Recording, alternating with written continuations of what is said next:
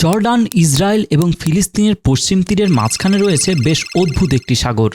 এর নাম dead C বা মৃত সাগর। নামে সাগর হলেও এটি আসলে একটি হ্রদ।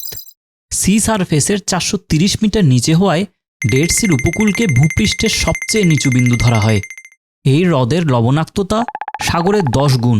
এত লবণাক্ততায় মাছ সহ জলজ প্রাণী বেঁচে থাকতে পারে না। এই কারণে এই হ্রদটির নাম ডেড সি।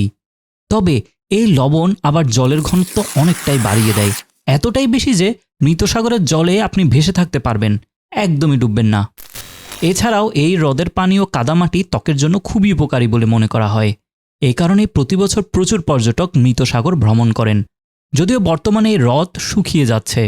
প্রতি বছর প্রায় 1 মিটার করে কমছে ডেড সির গভীরতা। হ্রদকে বাঁচানোর জন্য নেওয়া হচ্ছে নানা পরিকল্পনা।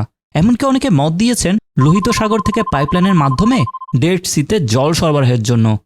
যদিও বাস্তবে তা কতটুকু সম্ভব তা সময়ই বলে দিবে। আপনার কি ডেড সি ভ্রমণের কোনো প্ল্যান আছে?